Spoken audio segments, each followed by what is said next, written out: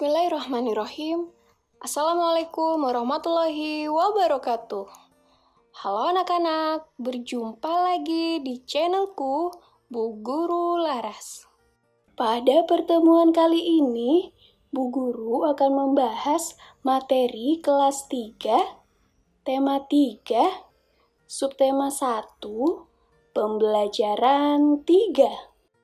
Untuk membantu channel ini, jangan lupa kalian klik like, komen, juga subscribe ya.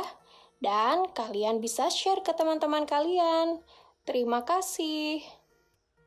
Oh iya anak-anak, karena kita masih berada di masa pandemi COVID-19 ini, diingatkan selalu kepada anak-anak untuk mematuhi protokol kesehatan dengan 5M ya. Yang pertama, menjauhi kerumunan. Yang kedua, menjaga jarak. Yang ketiga, memakai masker. Yang keempat, mencuci tangan. Dan yang kelima, membatasi mobilitas. Oke, kita langsung masuk ke materi ya. Ayo mengamati. Bacalah wacana di bawah ini.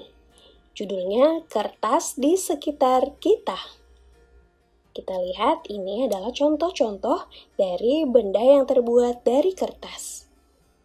Banyak benda yang terbuat dari kertas, seperti buku tulis yang biasa digunakan.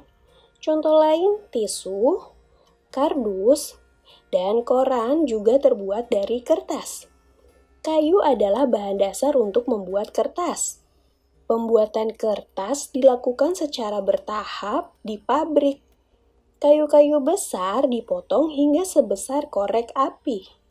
Setelah itu, kayu dipanaskan hingga menjadi bahan lunak seperti bubur.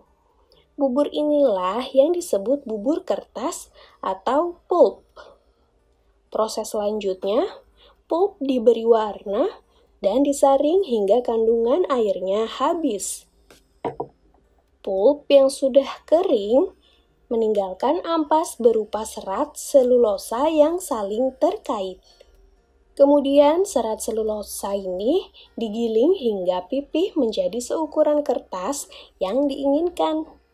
Cobalah kamu menulis di atas kaca. Apakah hasil tulisanmu di atas kaca seperti di kertas? Kertas memiliki sifat dapat menyerap air. Kertas dapat menyerap tinta pulpen dengan baik. Dengan demikian, semua yang kamu tulis di kertas dapat dibaca dengan jelas. Ya, perhatikan benda-benda di sekitarmu, lalu tuliskan nama benda yang terbuat dari kertas. Ya, ini contoh jawaban Bu Guru ya. Sekarang kita lanjut, ayo berdiskusi.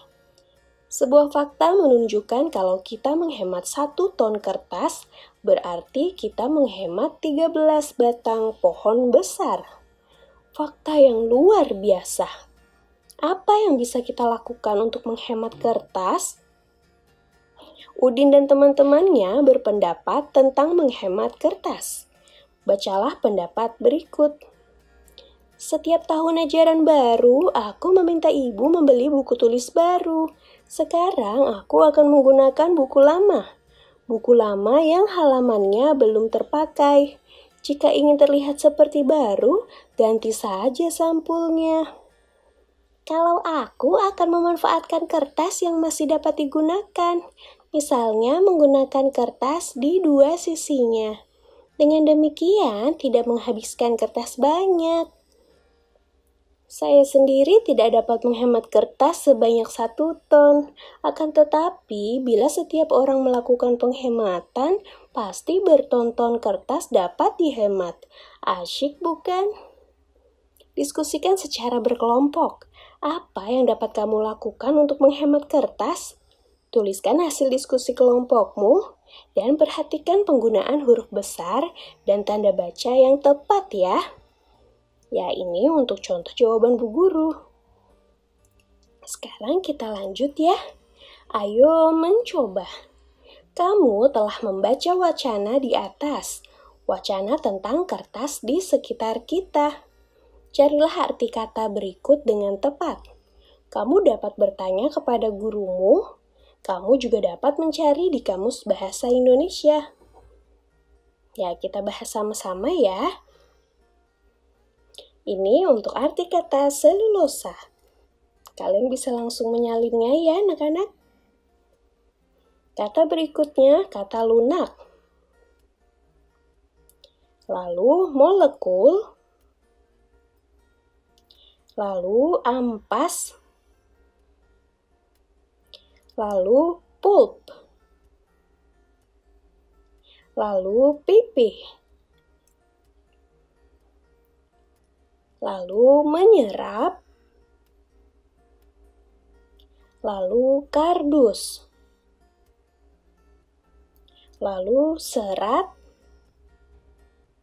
Dan yang terakhir menggiling. Ya, apabila terlalu cepat, kalian bisa mempause atau menjeda videonya ya, anak-anak. Lalu kita lanjut, buatlah kalimat dengan menggunakan kosakata di atas.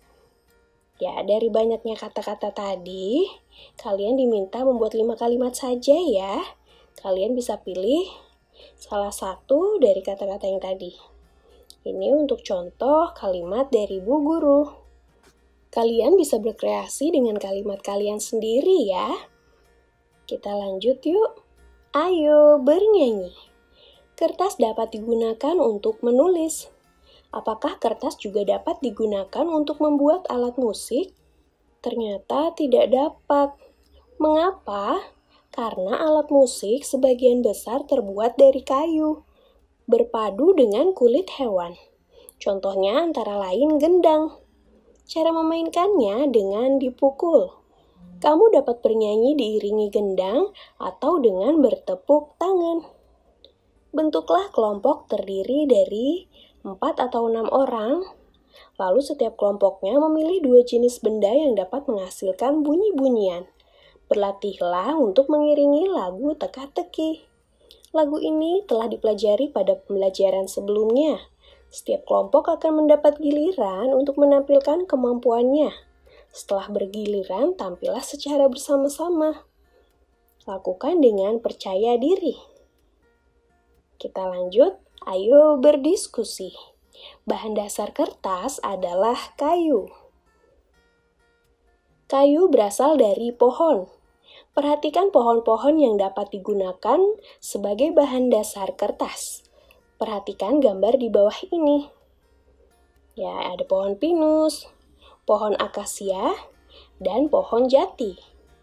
Pohon manakah yang paling tinggi?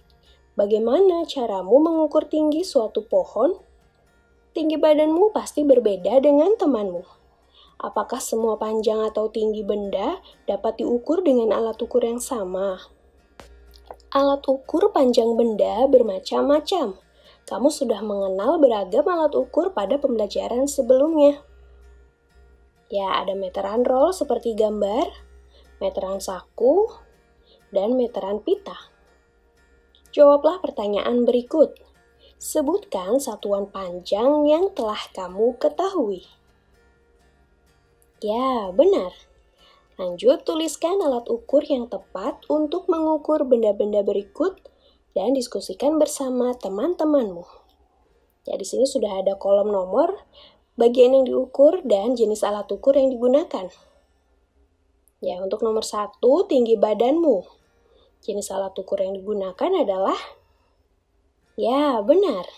Lanjut, nomor 2, panjang lingkar pinggang. Menggunakan apa ya?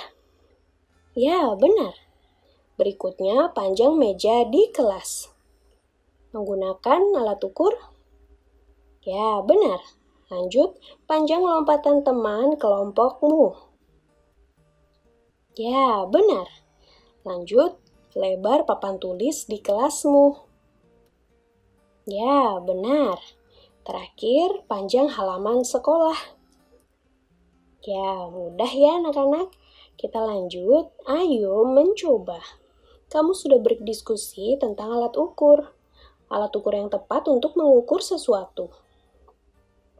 Coba lakukan kegiatan berikut ini. Pertama, ukurlah tinggi badan 5 orang temanmu di kelas, lalu tuliskan hasilnya pada tabel di bawah ini. Gunakan satuan sentimeter dalam pengukuranmu ya. Ya, kalian buat terlebih dahulu. Untuk tabelnya, kolomnya ada nomor, nama teman, dan tinggi. Dalam satuan sentimeter ya. Kalian tulis nama temannya, lalu tingginya. Nah, setelah sudah 5 orang, kalian urutkanlah hasil pengukuran kalian. Mulailah dari yang terpendek hingga yang tertinggi. Kalian urutkan ya. Ya, ini contohnya. Dari nama teman yang tadi Bu Guru tuliskan secara asal. Lalu urutannya seperti ini, ditulis nama temannya ya. Mudah kan? Cukup sekian untuk pembelajaran hari ini. Oke anak-anak, cukup sekian ya materi dari Bu Guru Laras. Apabila kalian belum mengerti, kalian bisa mengulang kembali videonya untuk ditonton kembali bagian yang tidak mengerti. Sebelum Bu Guru mengakhiri video ini, Bu Guru mengajak kalian kembali untuk membantu channel ini dengan cara klik like, komen, dan subscribe ya. Jangan lupa juga untuk share ke teman-teman kalian. Terima kasih. Oke, anak-anak, kita akan berjumpa lagi di materi lainnya. Akhir kata, wassalamualaikum warahmatullahi wabarakatuh.